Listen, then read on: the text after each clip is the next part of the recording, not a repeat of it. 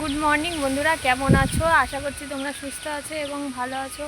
তোমাদের আশীর্বাদ ও ভালোবাসা আমি এবং আমার পরিবারের প্রতিটা মানুষ ভালো আছে। অনেক দিন পর তোমাদের সাথে আবারও ভিডিও নিয়ে চলে আসলাম। আর আজকে হলো শনিবার, কালকে গেছে উল্টো রথ। আমি কোনো রথেও কোনো ভিডিও করতে পারিনি, কারণ বাড়িতেও ছিলাম না। মানে এই কদিন এদিক ওদিক ঘোরা হয়েছে। তা যাই হোক, শ্রাবণ মাস তো পড়েই গেছে, আর শ্রাবণ মাসে হচ্ছে সবুজ চুড়িও আমি দেখো পরে নিয়েছি। তা যাই হোক, মানে এখন সেই ভিডিও করা হয়নি, কারণ কেনা হয়েছে, পরেছি, সেটাও তোমাদের সাথে ভিডিও শেয়ার করতে পারিনি। তারপর ঘুরতে গেছিলাম, অনেক জামা কাপড় হয়েছে, সেগুলো ধুয়ে দিয়েছি পুকুর থেকে। পুকুরেই কাছি আমরা। এই জাস্ট কটা বাজে জানো, অনেকটাই তাও বেলা হয়েছে, 11টা 40। তা পুজো টুজো দেওয়া হয়ে গেছে, আর করেছিলাম আজকে মার ভাত। তা চলো, ফ্যানে ভাত যেটাকে বলে, সেটা করেছি। আর এই পুজো দিয়ে উঠলাম, সেটা খাবো, আবার বেরোবো বাড়ি থেকে। ঠাকুর পুজো দিয়ে নিয়েছি, ঠাকুর পুজো দেওয়া হয়ে গেছে। এখন খেয়ে নিয়ে যাবো, একটু দেখি বাড়ির দিকে যেতে হবে, কারণ মার একটু শুনলাম জ্বর এসছে, তাই দেখি যাই একটু ঘুরে আসি। তা খাওয়া দাওয়া করে আর কি ফ্যানে ভাত করেছি আজকে, যেহেতু নিরামিষ, ওর জন্য ফ্যানে ভাতই করলাম, সেটা আর কি খেয়ে বেরোবো। চলো, আর ঘড়িতে কিন্তু বাজে প্রায় 11টা 41 হয়ে গেছে। খেয়ে দিয়ে বেরোবো, চলো। তোমার বসে পড়েছি, মার ভাত এখন খেয়ে নেবো। আর একটু ঘি নিয়েছিলাম আর এই আলু সিদ্ধ। চলো খাওয়া দাওয়া করে বেরিয়ে গেছিলাম। আর বেরোতে বেরোতে প্রায় 3টে বেজে গেছিলো, কারণ সকালের কাজ কর্ম সেরে খেয়ে দিয়ে বেরোতে বেরোতে অনেকটাই দেরি হয়ে গেছিলো। তারপরে এসে দেখছি মা বললো তাড়াতাড়ি খেয়ে নিতে, ওর জন্য মা ভাত বাড়লো। মা রান্না করেছিল চিচিঙ্গা দিয়ে ডিম আর হচ্ছে রুই মাছের ওল দিয়ে ঝোল। তা সেটাই খেয়ে দিয়ে একটু রেস্ট নিয়ে বেরিয়ে পড়লাম মেলা দেখতে। মেলা এখন বলতে গেলে শেষ, কারণ উল্টো রথ চলে গেছে, মোটামুটি শেষ। কালকে হলো লাস্ট মেলা। তা মেলায় ওর জন্য গেলাম, গিয়ে ঠাকুরের দর্শন করলাম, কারণ এবার মেলায় মানে রথের দিনগুলোতে বেরোতেই পারিনি বাড়ি থেকে। তা যাই হোক, এখন সোজা রথ উল্টো রথ দুটোই চলে গেছে, এখন আসলাম। আসলে এই কয়েকদিন যে কিভাবে কেটেছে নিজেও বুঝতে পারিনি। তা যাই হোক, অনেক দেরি হয়ে গেল। আর আমি প্রত্যেকবার আমার ভিডিওগুলো দিতে অনেকটাই দেরি হয়ে যায়, কিছু করার নেই, কিছু সমস্যার জন্য হয়তো পেরে উঠি না। আমার সাথে সাথে তোমরাও আর একবার মানে জগন্নাথের দর্শন করে নাও। আমি জানি তোমরা হয়তো আরও আগে জগন্নাথের দর্শন করে নিয়েছো। তা যাই হোক, মানে রথের মেলা মানেই গাছ তো বসবেই। আর অনেকেই দেখছি এই রথের সময় কিন্তু গাছ কেনার জন্য বসে থাকে, মানে এই রথের সময় গাছ কিনে বাড়িতে গাছ বসায়।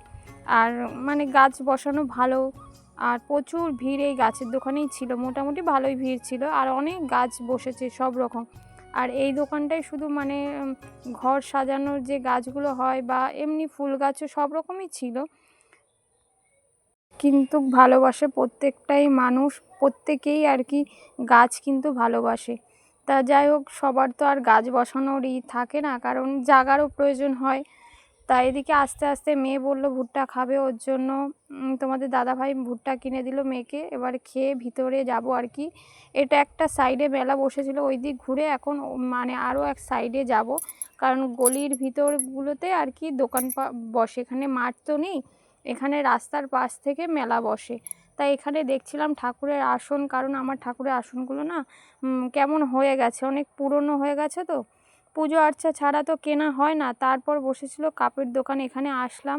এই যে নুন হলুদ রাখা যায় যে ঢাকনা দিয়া মানে বয়ামগুলো, সেইগুলো দেখছিলাম। তা এত দাম বলছিল, তা ভাবলাম অন্য সময় কিনবো, অন্য দোকান থেকে কিনবো। আর এই মেলায় না প্রত্যেকটা জিনিসের দাম ডবল, কারণ মেলার জিনিসগুলোর দাম একটু বেশিই হয়, তাও দেখতে ভালো লাগে। আর মেলা ছাড়াও কিন্তু অনেক জিনিস পাওয়াও যায় না, যার কারণে দাম বেশি হলেও কিনতে হয়। তা তোমাদের দাদাভাই বললো আর কয়দিন যাক তারপর নিও, এখন এমনিও রাখার জায়গা নেই, যখন ঘর মানে হবে তখন আর কি নেব। তা যাই হোক, এটা দেখা হয়ে গেল। তারপর তোমাদের দাদাভাইকে বললাম মানে বাদাম জিলিপি এগুলো তো না নিলেই নয়, না খেলে হবেই না। তাও আমি দাম শুনলাম, ভাবলাম যাওয়ার সময় আর কি নিয়ে যাব, আগে মেলাটা তো ঘুরে আসি। তা দামটা শুনে আমি বেরিয়ে গেলাম, যে এক এক জায়গায় এক এক রকম দাম বলছে। স্বাভাবিক, যেখানে একটু কম পাবো সেখান থেকেই তো নেব বলো। তা ওর জন্য দাম শুনে বেরিয়ে আসলাম। এখানে কাঠের দোকান, সব রকম জিনিস পাওয়া যায়, পিঁড়ি, তারপর দেখতেই পাচ্ছ অনেক রকম জিনিস আছে, টুল, ডালের কাটা, সব রকম জিনিস আছে। তা আমি দেখছিলাম তোমার ওই লোহার কড়াইগুলো। এই লোহার কড়াইতে জানো তো ভাজাভুজি মানে রান্না খুব তাড়াতাড়ি হয় আর রান্নাও খুব ভালো হয়। আমি ভাবছিলাম একটা লোহার কড়াই নেব। তা তোমাদের দাদাভাইকে বললাম তুমি একটু দাম শোনো তো দেখি কত বলে। তা কেজি 200 টাকা করে বলছিল। তা আমি ভাবলাম যে লোহার যে আমাদের এখানে দোকান আছে ওখানে শুনবো, যদি কম হয় এবছর না কিনে সামনের বছর কিনে নেব। তাই এদিকে দেখো রথের মেলা মানেই নাগরদোল্লা, সেটা তো থাকবে। আর এত বড় নাগরদোলায় আমি কোনো দিন উঠিনি, কারণ আমার প্রচণ্ড ভয় করে। আর আমি কোনো দোলনাতেই বলতে গেলে নাগরদোলায় উঠিনি আমি। তারপরে ঘর সাজানো এই যে প্লাস্টিকের যে ফুলগুলো, তারপরে তোমার আরও অনেক কিছু মানে বসেছে। তা সেইভাবে আজকে দেখলাম একটু ফাঁকাই আছে, যেহেতু শনিবার, রবিবারে লাস্ট, রবিবারে প্রচুর ভিড় হবে। আর আমার ভিডিওটা অনেক দেরিতেই তোমরা পাবে।